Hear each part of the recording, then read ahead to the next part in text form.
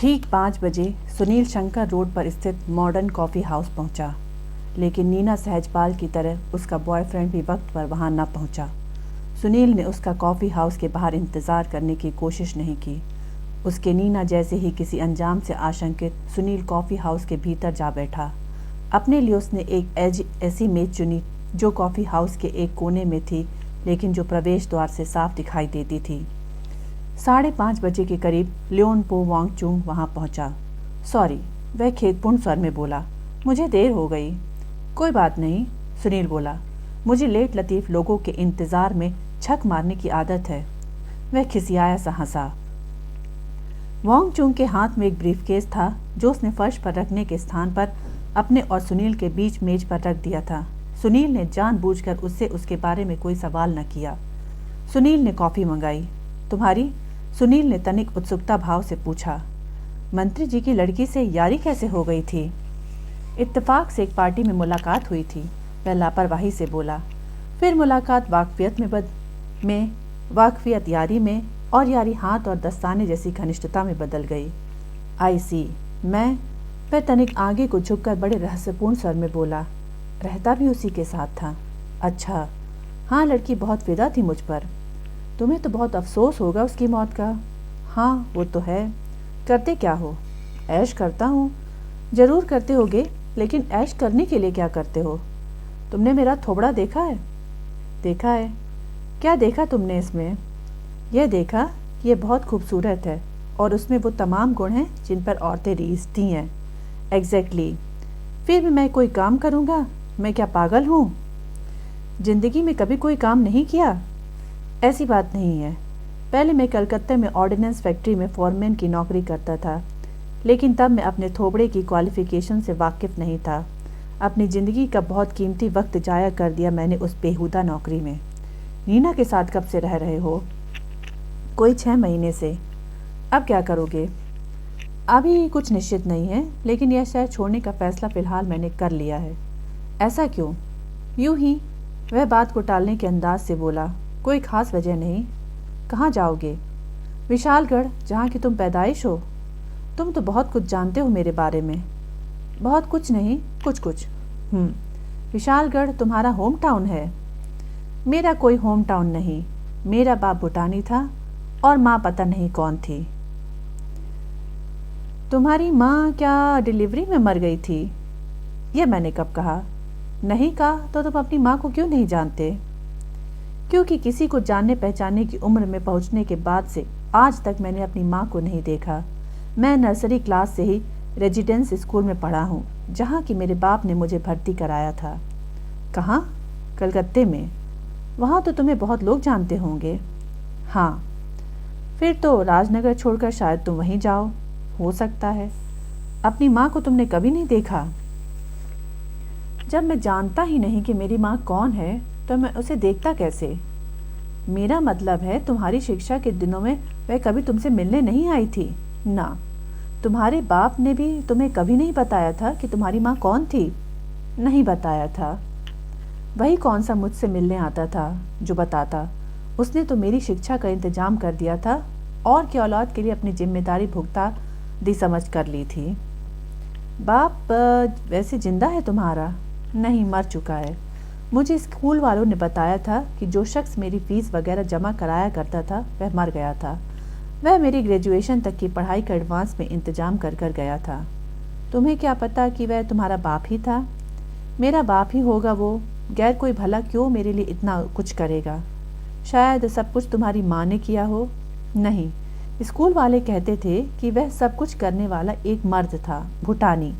आरंभ में मुझे जो स्कूल वालों के हवाले करके गया था वह कोई भूटानी था। उसी ने स्कूल में मेरा नाम लियोन पो वांगचुंग लिखवाया था। वही मेरा भूटानियों जैसा नाम रख सकता था। अपनी माँ के बारे में तो तुम्हें यह भी खबर नहीं होगी कि आज की तारीख में वह जिंदा है या मर चुकी? करेक्ट। वह जिंदा है तो मुझे क्या, मर चुकी है तो मुझे क्या। वैसे उसकी यह बड़ी मेहरबानी है मुझ पर कि मेरी पैदाइश के बाद मुझे किसी कचड़े के ढेर पर नहीं फेंक आई।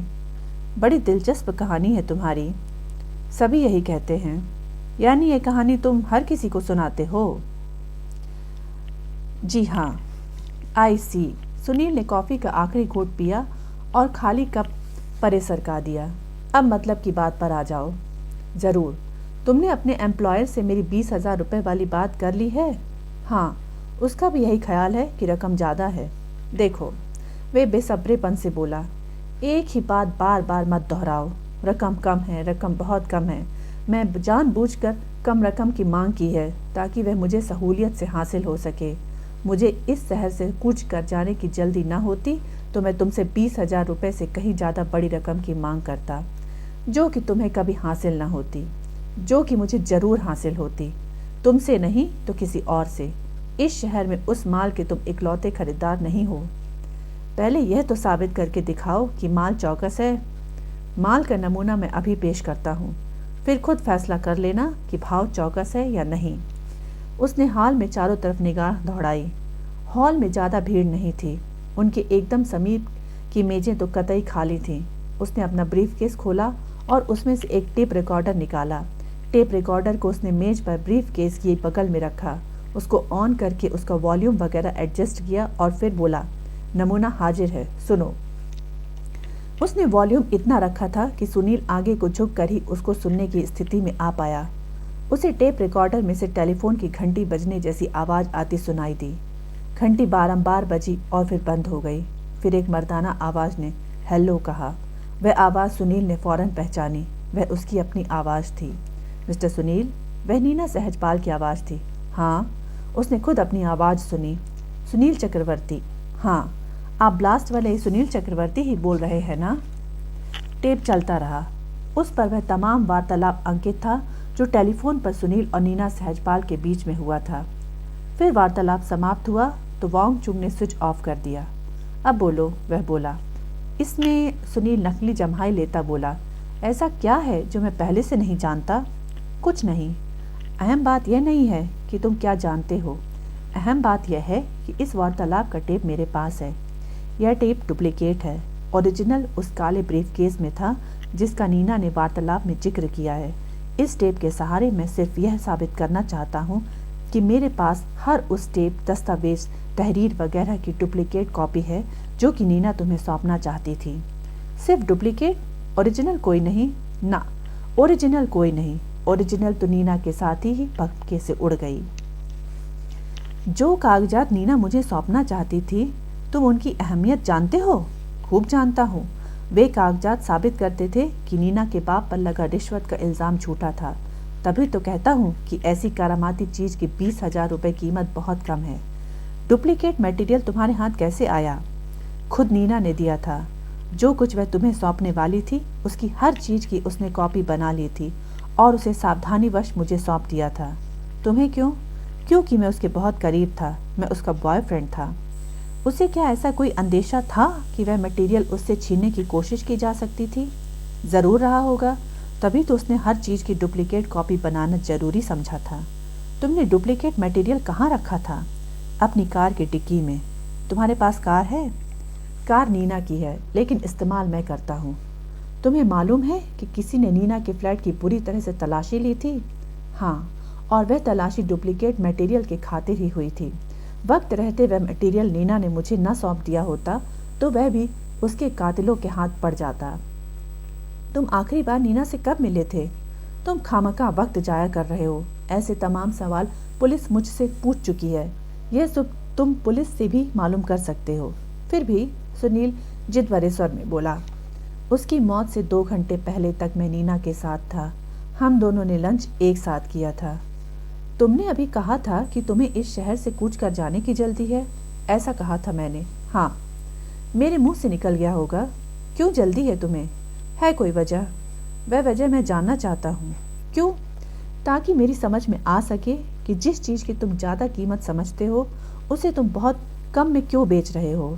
ओके, वह गहरी सांस लेकर बोला। टेप रिकॉर्डर की तरफ फिर ध्यान दो। सुनील फिर टेप रिकॉर्डर पर झुक गया। वांगचुक ने ब्रीफकेस से एक नया टेप निकाल कर रिकॉर्डर पर लगाया। उसे थोड़ी देर आगे पीछे सरकाते रहने के बाद उसने उसे प्ले पर लगा दिया और बोला, सुनो। टेप में से टेलीफोन की घंटी की आवाज़ निकली, फिर घंटी बंद हो गई और रिसीवर उठाए जाने की खड़खड़ की आवाज़ हुई। हेलो, वांगचुक की आवाज़। मिस्टर वांगचुक? एक अजनबी मर्दाना आवाज़। बोल रहा हूँ। जो मैं कह रहा हूँ उसे गौर से सुनो। मैं कोई बात दोहराऊंगा नहीं। अगर तुम चाहते हो कि तुम्हारा अंजाम भी नीना सहजपाल जैसा ना हो तो जो मटेरियल उसने तुम्हें सौंपा है, आज आधी रात को उसको साथ लेकर सेंट्रल पार्क में महात्मा गांधी की मूर्ति के नीचे पहुंच जाना। आज रात 12 बजे सेंट्रल पार्क गांधी की मूर्ति के नीचे पहुंच जाना। याद रखना, वहां ना पहुंचने की सूरत में तुम्हें अगला दिन देखना नसीब नहीं होगा और पुलिस के पास जाने का कोई फायदा नहीं होगा। एक क्लिक की आवाज़ हुई और फिर डायल टोन की आवाज़ निकलने लगी। वांगचुक ने टेप रिकॉर्डर का स्विच ऑफ किया और उसे ब्रीफ केस में रख दिया। सुनील बोला, तो यह बात है। हाँ, वह ब्रीफ केस बंद करता बोला, यह बात है। तुमने ग्राहक के तौर पर मुझे क्यों चुना? यार, तुम तो बाल की खाल निकालते हो। जवाब दो। क्योंकि नीना ने तुम्हें चुना था। इजी। लेकिन अगर तुम 20,000 की मामूली रकम पर भी चिड़चिड़ करोगे तो मुझे मजबूरन कोई और ग्राहक तलाश करना पड़ेगा। उसकी ज़रूरत नहीं पड़ेगी, सुनील निर्णायक स्वर में बोला। कल सुबह ब्लास्ट के ऑफिस में मटेरियल के साथ पहुंच जाना और 20,000 रुपये ले जाना। मैं कल सुबह तक इंतज़ार नहीं कर सकता। तुमने टेप में मुझे दी गई धमकी नहीं सुनी? मैं हर हाल में आज ही रात यहाँ से कूच कर जाना चाहता हूँ। 12 बजे तक वे लोग मुझे कुछ नहीं कहेंगे क्योंकि तब तक उन्हें मेरे सेंट्रल पार्क पहुँच जाने की उम्मीद होगी। मुझे रकम 12 बजे से पहले खूब पहले हासिल होनी चाहिए। यह तो तुमने बड़ी मुश्किल शर्त पेश कर दी। वह खामोश रहा। 12 से पहले तुम कहाँ आ सकते हो? जहाँ तुम कहो। मेरे घर आ सकते हो? हाँ, आ सकता हूँ। अपने घर का पता बोलो। सुनील ने उसे अपने फ्लैट का पता बता दिया और बोला, 11 बजे पहुँच जाना। इतनी देर बाद क्यों? क्योंकि नगद रुपये का इंतज़ाम करने में वक्त लग सकता है। तुमने इंतजाम पहले से करके नहीं रखा था? वह शिकायत भरे स्वर में बोला, नहीं। क्यों? क्योंकि एक तो अभी हमने माल परखना था और दूसरे हमें यह नहीं मालूम था कि तुम कल सुबह तक का भी इंतज़ार नहीं कर पाओगे। ठीक है, 11 बजे तुम्हारे फ्लैट पर। लियोन पो वांगचुक 11 बजे बैंक स्ट्रीट न पहुंचा। वह आदतन लेट लतीफ़ आदमी मालूम होता था। 11:15 बज चुके थे। सुनील अपने फ्लैट के ड्राइंग रूम में उस खिड़की के पास बैठा था जो गली की तरफ खुलती थी। गली सुनसान पड़ी थी। 20,000 रुपयों का इंतजाम मलिक साहब ने सुनील के लिए कर दिया था और इतनी सहूलियत से कर दिया था कि सुनील को अफसोस हो रहा था कि उसने वांगचुक से मुलाकात का इतना लेट टाइम फिक्स किया था। अपने बेसब्रेपन से अपनी कलाई घड़ी पर निगाह डाली और एक नया सिगरेट सुलगा लिया। कहाँ मर गया कमबख्त, सुनील झुंझलाते हुए बड़बड़ाया। तभी मेन रोड की तरफ से एक कार बैंक स्ट्रीट में दाखिल हुई। कार सुनील के फ्लैट वाली इमारत से थोड़ा परे एक बिजली के खंभे के नीचे आकर रुकी। सुनील ने देखा कि कार नई वॉक्सवैगन थी। फिर कार का इंजन बंद हुआ और किसी के कार से बाहर कदम रखने की आवाज़ आई। बिजली के खंभे पर जलता बल्ब क्योंकि ऐन उस शख्स के ऊपर था, इसलिए उसकी रोशनी उसके चेहरे पर नहीं पड़ रही थी। फिर भी कद काट से वह सुनील को वांगचुक ही लगा। वह आदमी कुछ क्षण कार के पास ठिठका खड़ा रहा। वह यूं दाएं बाएं निगाह फिरा रहा था जैसे उस स्थान से अपरिचित हो और फैसला करने की कोशिश कर रहा हो कि सही जगह पहुंच गया था या नहीं। तभी सुनील को उसके एक हाथ के सहारे लटकता एक ब्रीफकेस दिखाई दिया। वह उठकर खड़ा हो गया। जरूर वह वांगचुक ही था। उसी क्षण एक और कार गली में दाखिल हुई। उस कार को रास्ता देने के लिए आगे बढ़ने को तत्पर ब्रीफकेस वाला 2 कदम पीछे हट गया। कार एक गहरे रंग की शायद काली एम्बेसडर थी जो कि वॉक्सवैगन से आगे गुजरकर एकाएक रुक गई। ब्रीफकेस वाला फिर सुनील वाली इमारत की तरफ बढ़ा। अभी वह सड़क के बीच में ही पहुंचा था कि एकाएक वह ठिठका हुआ और यूं वापस घूमा जैसे किसी ने उसे पीछे से आवाज़ दी हो। उसने घूमकर एम्बेसडर की तरफ देखा। तभी पहली गोली चली, फिर दूसरी, फिर तीसरी। ब्रीफकेस वाला सड़क पर धराशायी हो गया। ब्रीफकेस उसके हाथ से निकलकर परे जा गिरा। वह केवल एक क्षण के लिए मछली की तरह तड़पा और फिर उसका शरीर स्थिर हो गया। एक आदमी एम्बेसडर से बाहर निकला। वह सिर झुकाए सड़क पर गिरे आदमी की तरफ भागा। समीप पहुंचकर उसने ब्रीफकेस उठाया और भागते हुए वापस जाकर एम्बेसडर में सवार हो गया। अगले ही क्षण एम्बेसडर यह जा वह जा। सुनील बगुले की तरह नीचे भागा। तूफानी रफ्तार से वह इमारत के मुख्य द्वार से बाहर निकला और सड़क पर पहुंचा। उसने सड़क पर निश्चेष्ट पड़े शरीर की सूरत देखी। वह लियोन पो वांगचुक ही था। उसकी आंखों से जीवन ज्योति बुझ चुकी थी और उसका खूबसूरत चेहरा उस वक्त खूबसूरत लगने की जगह डरावना लग रहा था। एम्बेसडर का गली में नामो निशान तक नहीं था। गली के खिड़कियां दरवाजे धड़ाधड़ खुलने लगे थे। लोग गली में कदम रखने लगे थे। क्या हुआ? कोई बोला। गोलियां चलने की आवाज़ थी। कोई और बोला, जरूर उसी रिपोर्टर के यहाँ कोई मार धाड़ हुई होगी या कत्ल आम मचा होगा जो 3 नंबर की दूसरी मंजिल पर रहता है। लेकिन गोलियों की आवाज़ तो गली से आई थी। तो भी गोलियां जरूर 3 नंबर के सामने ही चली होगी। ऐसा जो कुछ होता है हमेशा उसी इमारत में या उसके सामने या उसके करीब होता है। सुनील ने गहरी सांस ली और वापस इमारत में दाखिल हो गया। वह अपने फ्लैट में पहुंचा। उसने टेलीफोन का रिसीवर उठाया और 100 नंबर डायल करने लगा। इंस्पेक्टर बलदेव राज को हकीकत बताना सुनील को खतरे से खाली न लगा। यह मालूम होने पर कि वांगचुंग के पास डुप्लीकेट मटेरियल था और यह बात सुनील ने पुलिस से छुपा कर रखी थी, वह सुनील से खफा हो सकता था। अगले रोज पुलिस हेडक्वार्टर में बलदेव राज के कमरे में जब सुनील की उससे मुलाकात हुई तो बलदेव राज ने बड़ी सख्ती से जो सबसे पहला सवाल उससे पूछा वह यह था कि जिस शख्स को कल सुबह तक वह जानता नहीं था वह रात को उसके घर के पते पर कैसे पहुंच गया था। वह इत्तेफाक से शाम को मुझे मिल गया था, सुनील का उत्तर था। मैंने उससे नीना और उसके पिता के बारे में कुछ बातचीत करनी चाहिए थी, लेकिन उसने कहा था कि वह शहर से बाहर कहीं जाने की तैयारी कर रहा था, जिसकी वजह से उसके पास वक्त नहीं था। लेकिन उसने वादा किया था कि वह रात को किसी वक्त मेरे घर आ सकता था। इतनी रात को? बलदेव राज उसे घूरता हुआ बोला। मुझे तो उसके जल्दी ही आने की उम्मीद थी। सच पूछो तो मैंने तो 9 बजे ही उसके आने की उम्मीद छोड़ दी थी। उसने कहा था कि वह शहर से बाहर कहीं जा रहा था। हाँ। कब? फौरन। उससे हमारी पूछताछ अभी मुकम्मल नहीं हुई थी, इसलिए हमने उससे खास तौर से कहा हुआ था कि पुलिस को खबर किए बिना वह शहर से बाहर कदम रखने की कोशिश न करे। लेकिन तुम्हारी बातों से लगता है कि वह चुपचाप कहीं खिसक जाने पर आमदा था। सुनील चुप रहा। तुम्हें उसके बारे में हमें खबर करनी चाहिए थी। माई बाप, मुझे क्या सपना आना था? सुनील विनीत भाव से बोला कि वह पुलिस को डोज देकर शहर से भाग रहा था। हमारी तफ्तीश बताती है कि आज सुबह 4 बजे इकबालपुर जाने वाली एक डीलक्स वातानुकूलित बस में उसकी रिजर्वेशन थी, जो कि उसके टेलीफोन पर कराई थी। सीट का किराया उसने अड्डे पर पहुंचकर देना था। किराया 90 रुपये होता है, जबकि उसकी जेब में से कुल जमा 84 रुपये बरामद हुए हैं। इसका मतलब समझते हो? सुनील उसका मतलब खूब समझता था, लेकिन उसने अनजान बनकर दिखाया। इसका मतलब है कि बस स्टैंड पर पहुंचने से पहले उसे कहीं से कोई रकम हासिल होने वाली थी। शायद वह अपनी वह वॉक्सवैगन कार बेचने का इरादा रखता हो जिस पर सवार होकर वह बैंक स्ट्रीट पहुंचा था। वह कार उसकी मिल्कियत नहीं थी, कार नीना की थी, वह उसे सिर्फ इस्तेमाल करता था। आई सी। और फिर आधी रात को उस कार का कौन सा खरीदार मिल सकता था? शायद सौदा पहले हो चुका हो और सिर्फ पेमेंट होना ही बाकी रह गई हो। मैंने कहा ना, कार उसकी नहीं थी, वह धोखे से उसे बेच रहा होगा। ऐसा कोई कार खरीदता है? तुम खरीद लोगे? मेरी बात और है, मेरे तो कार खरीदने की औकात ही नहीं है। औकात तो तुम्हारी है। तुम्हारे पास जो मोटरसाइकिल है उसकी कीमत में 4 कारें खरीदी जा सकती हैं। सुनील खामोश रहा। बलदेव राज ने अपनी बीड़ी का एक लंबा कश लगाया और फिर बोला, आधी रात के करीब तो अभी उसने कदम रखा था बैंक स्ट्रीट में। अभी वहां से वह कहीं और भी जाने वाला हो, यह बात मुझे नहीं जचती। मेरे ख्याल से बस में सवार होने से पहले तुम्हारा घर राजनगर में उसका आखिरी पड़ाव था और 84 रुपये जेब में रखकर सफ़र पर निकलने वाला न वह आदमी था और न ही ऐसी सफ़र मुमकिन था। इसका एक ही मतलब हो सकता है। क्या? उसे तुमसे कोई रकम हासिल होने वाली थी। मुझसे? सुनील हड़बड़ाहट का प्रदर्शन करने लगा। किसी अजनबी आदमी को मैं भला क्यों उधार देने लगा? बकवास मत करो।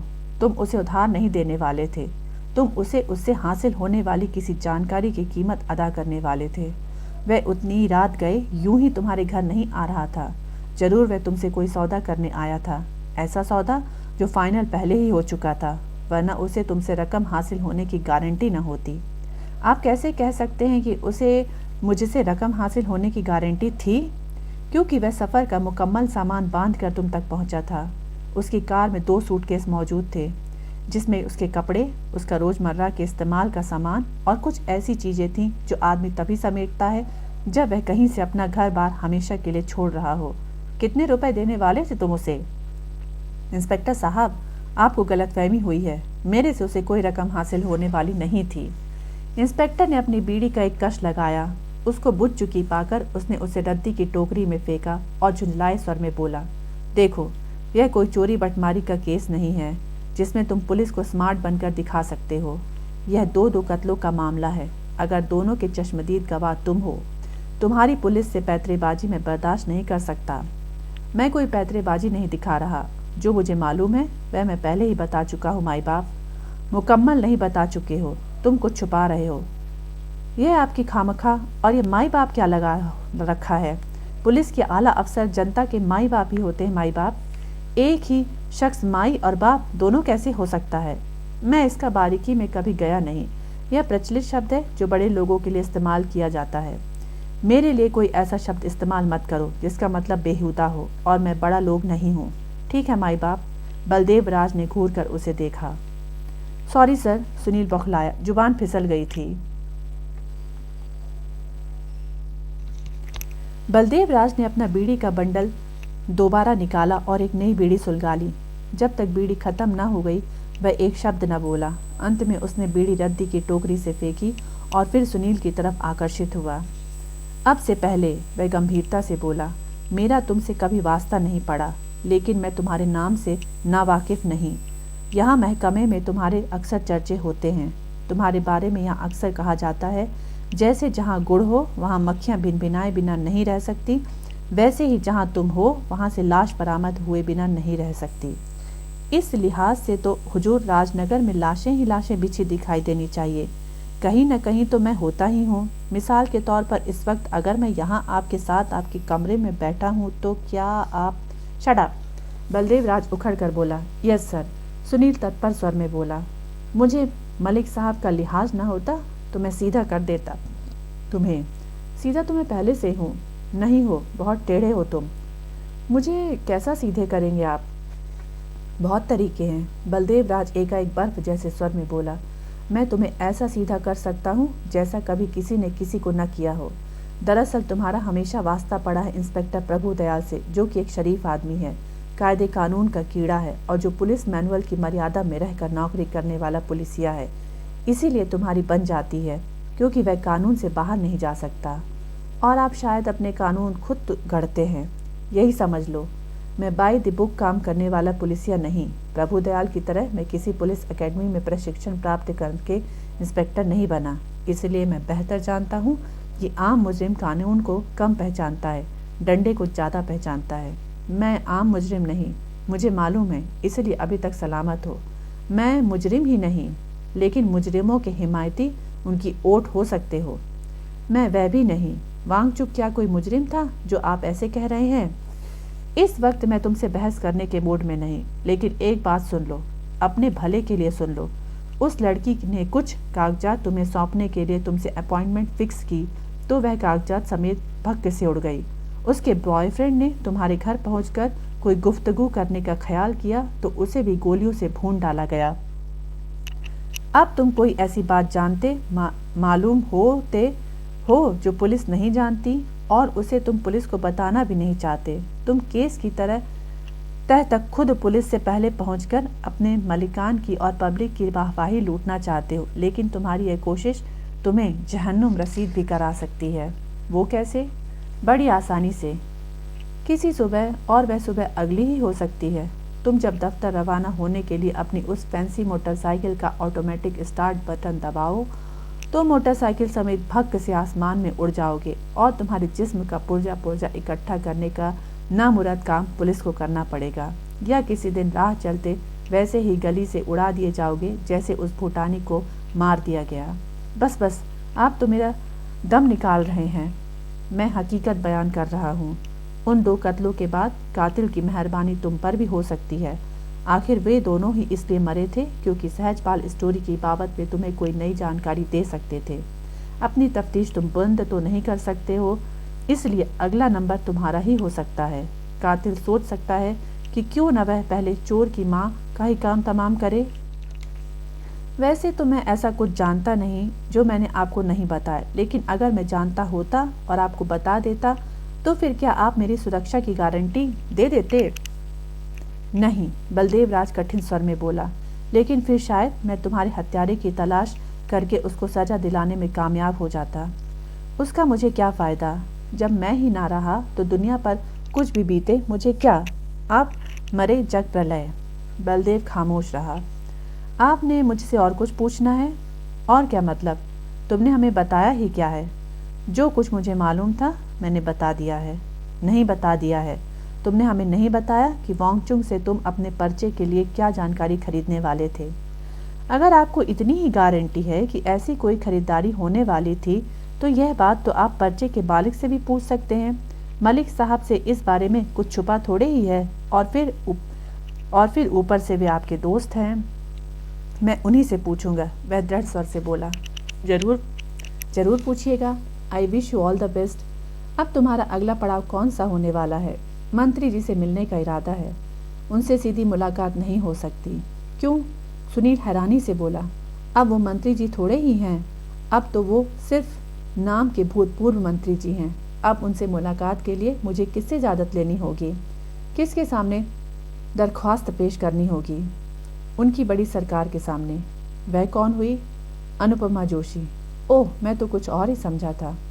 कुछ और समझते तो अच्छा रहता। रिपोर्टर साहब, अनुपमा की इजाज़त के बिना तुम्हारा मंत्री जी से मुलाकात नहीं हो सकती। उनकी लड़की की मौत के बाद अब भी तो मंत्री जी से मिले थे। आपने क्या अनुपमा से इजाज़त ली थी? मेरी बात और है। मैं पुलिस ऑफिसर हूँ, प्रेस रिपोर्टर नहीं। ओह ठीक है, कोशिश तो करते हैं, देखते हैं इजाज़त मिलती है या नहीं। अगर असल बात बताने के मामले में इरादा बदल जाए तो वापस यहाँ लौट आना। सुनील ने बहस नहीं की। उसने सहमति में सिर हिलाया, इंस्पेक्टर का अभिवादन किया और वहाँ से विदा हो गया। लिंक रोड में स्थित सूर्य किरण एक 12 मंजिला इमारत थी, जिसमें दाखिल होने से पहले उसके शीशे के पल्लों वाले मुख्य द्वार पर डटे दरबान को वजह बतानी पड़ती थी और जिसके पेंटा हाउस में, जिसमें मंत्री जी रहते थे, सीधे पहुंच जाने की कतई गुंजाइश नहीं थी।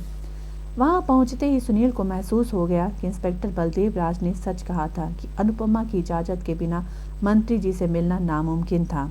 लॉबी से फ़ोन पर सुनील ने जब उससे इस बाबत बात की तो उसने साफ कह दिया कि मुलाकात नहीं हो सकती।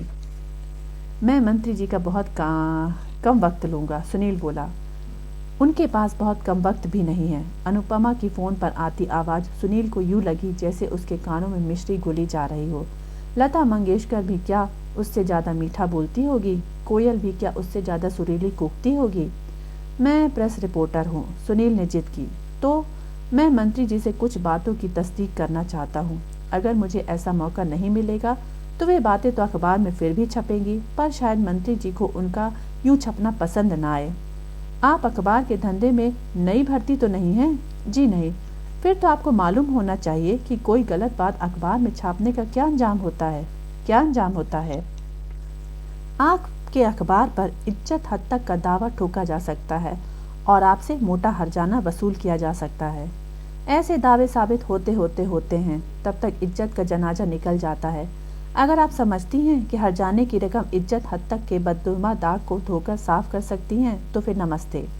दरबान को फ़ोन दो। सुनील ने रिसीवर दरबान को थमा दिया। दरबान ने एक क्षण दूसरी ओर से आती आवाज़ सुनी, फिर रिसीवर वापस क्रेडल पर रखता हुआ बोला, वह कोने वाली लिफ्ट सीधी पेंटा हाउस जाती है। सुनील आगे बढ़ा और इस लिफ्ट में सवार हो गया। वह ऊपर पहुंचा। लिफ्ट का दरवाज़ा खुलते ही उसने एक वर्दीधारी नौकर को सामने खड़ा पाया।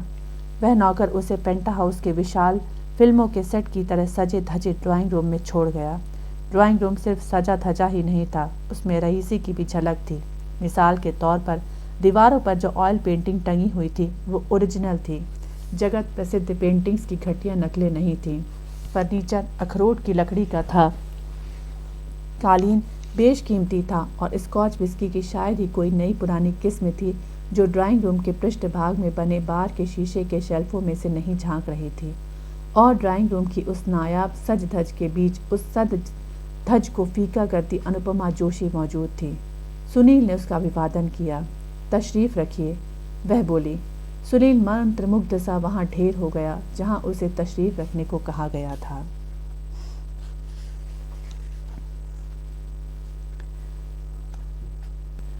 तो आप प्रेस रिपोर्टर हैं? वह उसके सामने बैठती बोली। जी हाँ। सुनील फंसे स्वर में बोला, मैं सिगरेट पी सकता हूँ? अनुपमा ने विस्मित भाव से उसकी तरफ देखा। उसकी फरमाइश थी ही इतनी अप्रत्याशित और अजीब। शौक से पीजिए, वह बोली। नाम क्या बताया था आपने अपना? वह बोली। सुनील, सुनील कहते हैं बंदे को। शादीशुदा हैं आप? नहीं। ठीक है मिस्टर सुनील साहब नहीं चाहते कि उनके बारे में अखबार में कोई उल्टी सीधी बात छपे, इसलिए उन्होंने आपसे मिलना कबूल किया है। खुद हमारी उल्टी सीधी बात छापने में कोई दिलचस्पी नहीं, हम वही छापते हैं जो हकीकत है। इस बारे में कोई दो राय न हो, इसलिए हम संबंधित पार्टी से तथ्यों की पुष्टि करने की कोशिश करते हैं, लेकिन जब हमें मौका नहीं दिया जाता तो हम जो मुनासिब समझते हैं वही छाप देते हैं। जरूरी तो नहीं कि जिसे आप मुनासिब समझें वह सच हो, अमूमन सच ही होता है, लेकिन हमारी भरपूर कोशिशों के बावजूद कि ऐसा न हो, कभी कभार कोई गलत बयानी भी हमसे हो जाती है, लेकिन वह हमारे पेशे की मजबूरी है। अखबार रोज छपना होता है।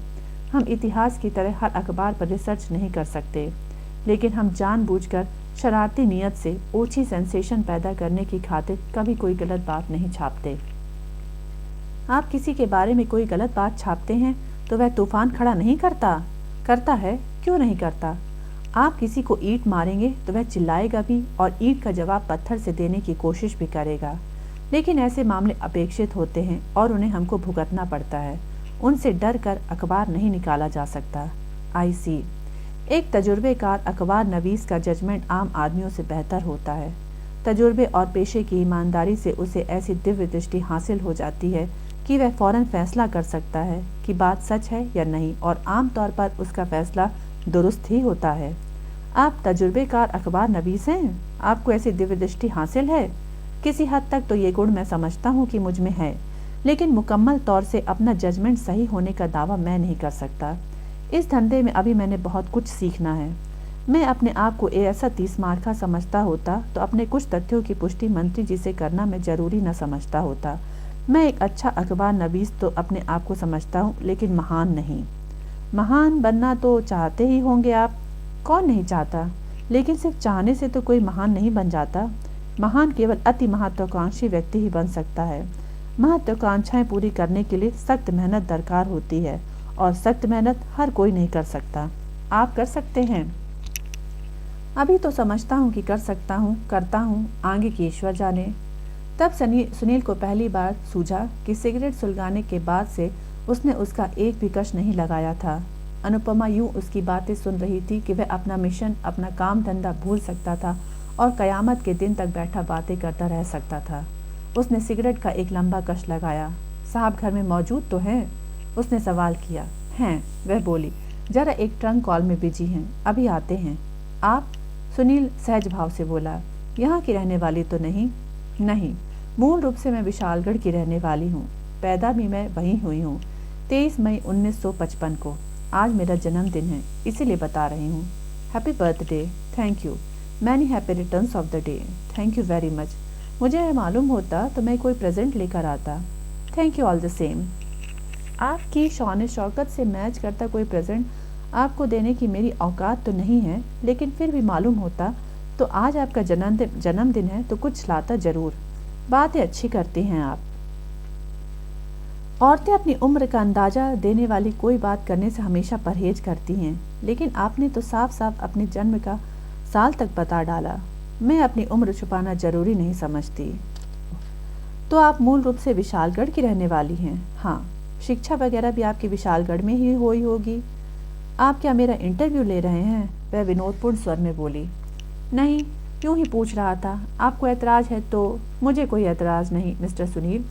मैं विशालगढ़ के एक बहुत मामूली, बहुत गरीब खानदान से ताल्लुक़ रखती लड़की हूँ। मैं अभी 10 साल की ही थी तो मेरा पिता मर गया और घर चलाने के लिए मेरी माँ को नौकरी करनी पड़ी थी।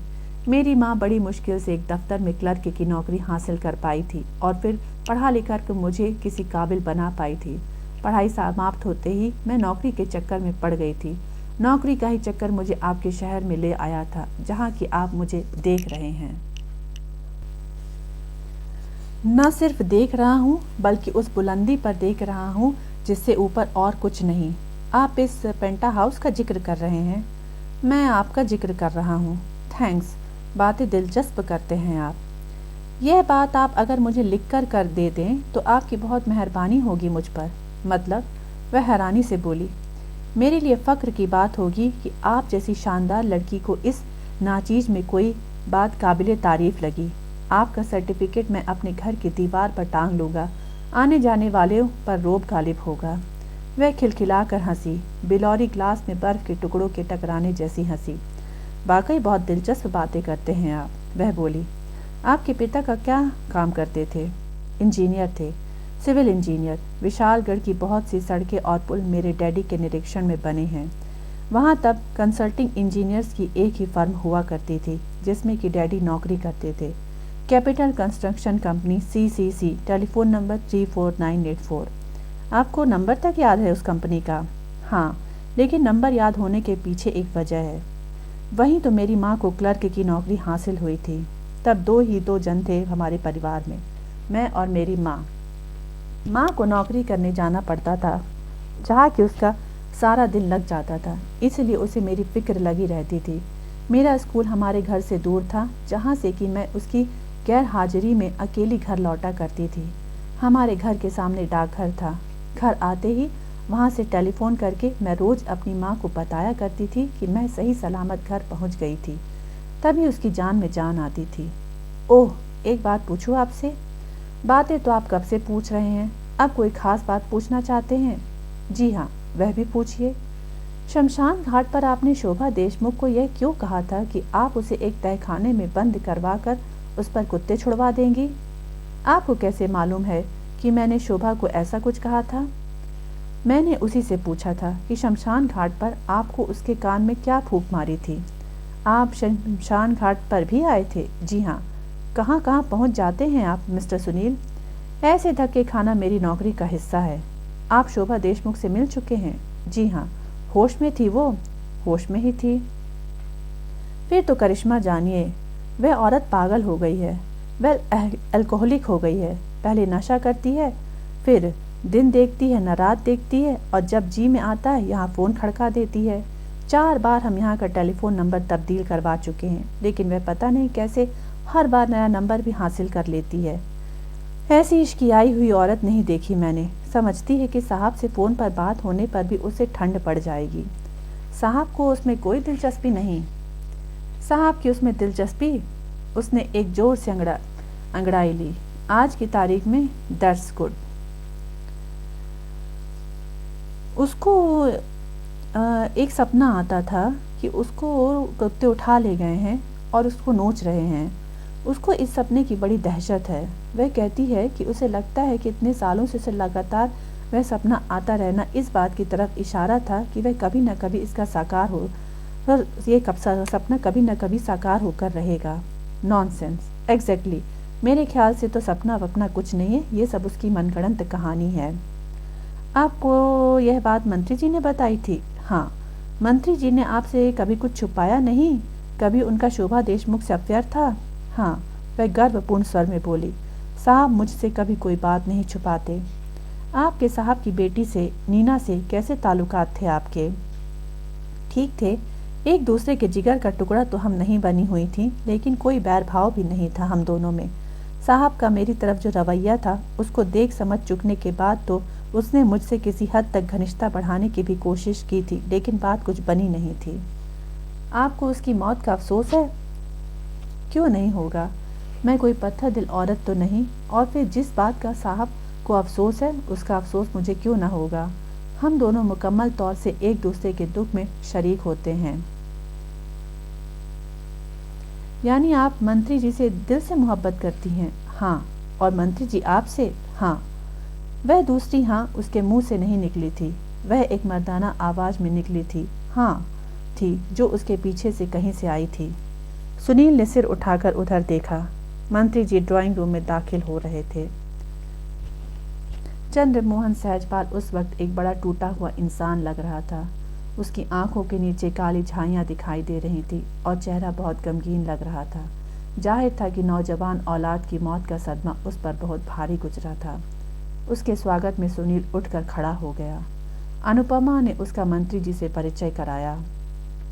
मंत्री जी ने मशीन की तरह उसके हाथ मिलाया और उसको बैठने का इशारा करके खुद भी अनुपमा की बगल में बैठ गए। अभी यहाँ क्या शोभा का जिक्र हो रहा था? मंत्री जी बोले। हाँ, अनुपमा बोली। मिस्टर सुनील उससे कल मिले थे, यही जिक्र कर रहे थे उसका। वह ठीक ठाक तो है? मंत्री जी तनिक व्यग्र भाव से बोले। शमशान घाट पर तो वह नशे में थी। अनुपमा जल्दी से बोली। मिस्टर सुनील कह रहे हैं कि आजकल सुरापान की तरफ विशेष ध्यान है उसका। हमें उसके लिए कुछ करना चाहिए। वह बेचारी तो जो करना मुनासिब होगा मैं कर लूँगी, आप चिंता न करें। और वह बेचारी कुछ नहीं है। लेकिन मैंने कहा ना, आप उसकी चिंता न करें। Okay okay. वह संक्षिप्त सा वार्तालाप इस बात की मिसाल था कि अनुपमा मंत्री जी पर किस कदर हावी थी। शोभा के बारे में वह उन्हें बातें तक नहीं करने दे रही थी। मिस्टर सुनील आपसे कुछ पूछना चाहते हैं, अनुपमा बोली। अब प्रेस की हमारे में क्या दिलचस्पी बाकी हो सकती है? वे तनिक सकपकाए स्वर में बोले। अब हम मंत्री जी तो रहे नहीं, अब सियासी मामलों में हमारी दिलचस्पी भी नहीं रही। मैं आपसे कोई सियासी इंटरव्यू नहीं चाहता, सुनील बोला। तो फिर? आपकी जानकारी के लिए मरने से पहले आपकी बेटी ने मुझे फ़ोन किया था। उसका कहना था कि उसके पास कुछ ऐसा मटेरियल, कुछ ऐसे सबूत मौजूद थे जो आपके माथे पर लगा भ्रष्ट नेता होने का कलंक हटा सकते थे, जो निर्विवाद रूप से रिश्वत के मामले में आपकी निर्दोषिता साबित कर सकते थे, जो आपको हर इल्जाम से बरी करा सकते थे। ऐसा नीना ने कहा था, वे मंत्रमुग्ध स्वर में बोले। जी हाँ। ऐसा क्या सबूत था उसके पास? वही तो मैं जानना चाहता हूँ। आपको कोई अंदाजा हो कि ऐसा क्या जानकारी रही होगी उसके पास जो आपको हर इल्जाम से बरी कर सकती थी? हमें ऐसा कोई अंदाजा नहीं, लेकिन यह बात क्या बनी, हमने कौन से इल्ज़ाम से बरी होना है? इल्ज़ाम तो हम पर कोई है ही नहीं। था भी नहीं। इल्ज़ाम तो था सर, अलबत्ता कानूनी तौर पर वह आप पर लगाया गया नहीं था। इसलिए नहीं लगाया गया था क्योंकि सत्तारूढ़ पार्टी ने आपकी हिमायत की थी और मंत्री जी पद से आपका इस्तीफा ही आपके लिए काफ़ी सजा माना गया था। आज से 7 महीने पहले बच्चे बच्चे की जुबान पर यह बात थी कि आपने रिश्वत खाई थी। यह उस वक्त की एक सनसनीखेज न्यूज़ थी। उतनी ही सनसनीखेज आज यह न्यूज़ साबित हो सकती है कि हकीकतन आपने रिश्वत नहीं खाई थी। कमाल है, अजीब धंधा है आप अखबार नवीसों का। चित्त भी आपकी, पट भी आपकी, दोनों ही तरीकों से आपको फ़ायदा। हमने रिश्वत खाई थी, यह भी न्यूज़। हमने रिश्वत नहीं खाई थी, यह भी न्यूज़। आप बताइए, आपने रिश्वत खाई थी? हरगिज़ भी नहीं। उन 5,000 रुपयों के बारे में आप क्या कहते हैं जो कभी आपके अधिकार में थे और जो रिश्वत की 1 लाख की रकम का हिस्सा साबित किए जा चुके थे? वे 5,000 रुपये हमने जेपी अग्रवाल से उधार लिए थे। क्यों? क्योंकि उस रोज़ हमारा पर्स हमारे प्लेन टिकट समेत नॉर्थ शोर पर स्थित हमारे घर में रह गया था। घर जाकर पर्स ले आने लायक हमारे पास वक्त नहीं था और शनिवार होने की वजह से बैंक जल्दी बंद हो चुके थे। उस घड़ी हमने अग्रवाल से कुछ रुपए उधार मांग लिए थे। उस रोज आप प्लेन से विशालगढ़ जाने वाले थे? हाँ। गए थे? नहीं। हम एयरपोर्ट के लिए रवाना होने ही वाले थे कि वहाँ से ट्रंक कॉल आ गई थी कि शहर में दंगा हो गया था, जिसकी वजह से हमारा वहाँ जाना ठीक नहीं था। गुस्ताखी माफ़ हो सर, लेकिन आपकी भूतपूर्व सेक्रेटरी तो कोई और ही कहानी कहती है। शोभा क्या कहती है? वह कहती है कि प्लेन टिकट उसने खुद आपको सौंपा था और रुपया वह खुद आपके लिए बैंक से निकालवा कर लाई थी। शोभा ऐसा कहती है? हाँ। मंत्री जी ने असहाय भाव से अनुपमा की ओर देखा। वह जिस्मानी और दिमागी दोनों तौर से बीमार औरत है, अनुपमा बोली। ऐसी औरत कुछ भी कह सकती है। मंत्री जी ने ये प्रशंसात्मक नेत्रों से अनुपमा को देखा, जैसे कह रहे हों कि यही तो वह जवाब था जो वह खुद भी देना चाहते थे, लेकिन वक्त रहते जो उन्हें सूझा नहीं था। शोभा आजकल बहुत गैर जिम्मेदाराना हरकतें और बातें करने लगी है। मंत्री जी बोले, कल मेरी बेटी के दाह संस्कार के वक्त अगर तुम शमशान घाट पर मौजूद होते तो अपनी आंखों से देखते कि उसने वहाँ क्या कोहराम खड़ा करने की कोशिश की थी। मैं वहाँ था, सुनील बोला। अच्छा, फिर तो तुम खुद समझ सकते हो कि शोभा कोई बात कितनी जिम्मेदारी से कह सकती है। आप यह कहना चाहते हैं कि वह झूठ बोल रही है? हाँ। सुनील ने गहरी सांस ली। वह झूठ नहीं बोल रही सर, वह धीरे से बोला। तो क्या हम झूठ बोल रहे हैं? जी हाँ। मिस्टर, तुम हमारे घर में बैठे हमारी तौहीन कर रहे हो। तुम हम पर इल्ज़ाम लगा रहे हो कि मैं आप पर कोई इल्ज़ाम नहीं लगा रहा सर, मैं वह हकीकत बयान कर रहा हूँ जिसे मैं खुद ठोक बजा कर देख चुका हूँ। तुम 1 मिनट शांति से मेरी बातें सुनिए। मैं जो कुछ कह रहा हूँ यूं ही नहीं कह रहा हूँ। मैंने इंडियन एयरलाइंस के दफ्तर में तहकीकात की है।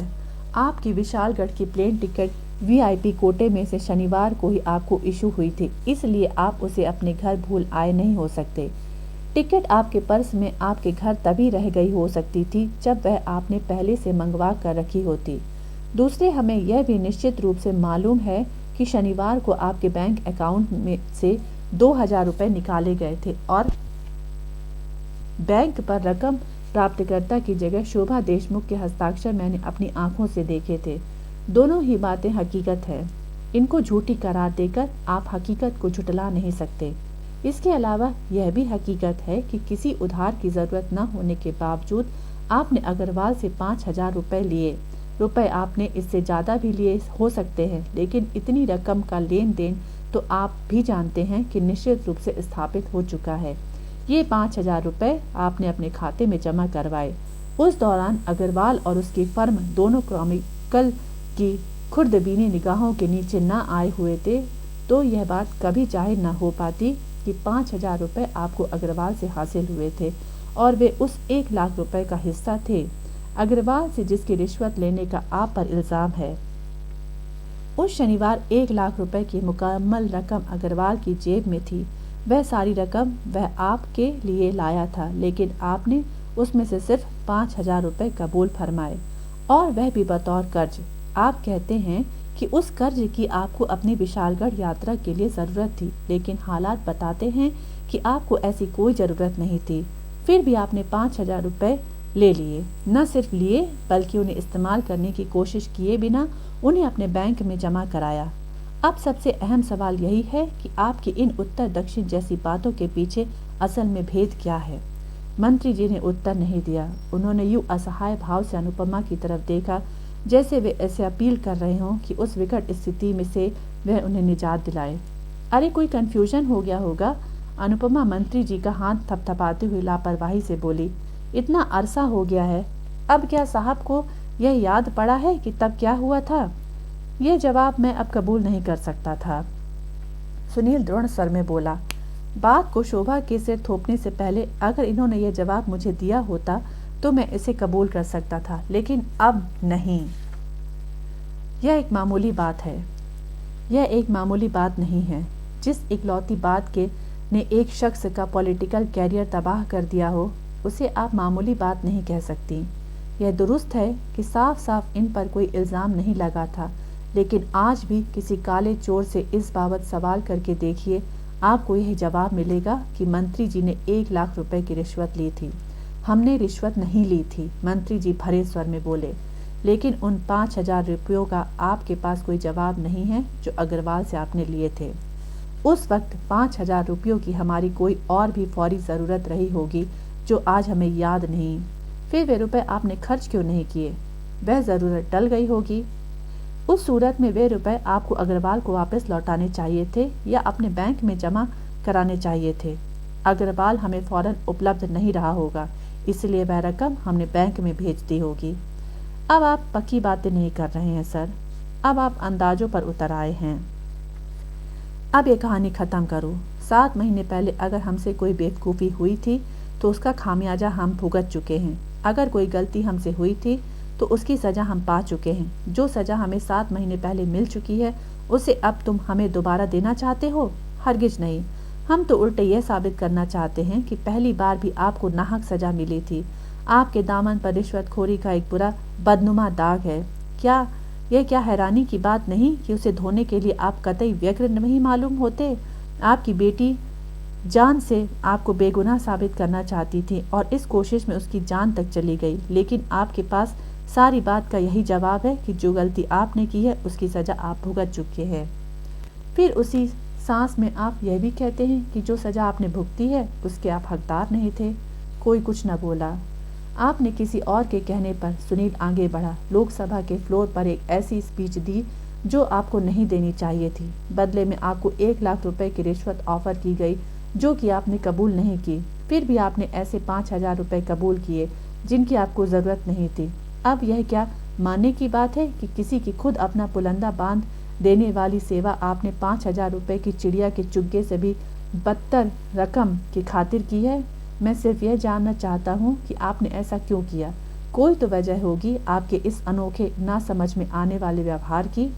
मंत्री जी ने फिर असहाय भाव से अनुपमा की ओर देखा।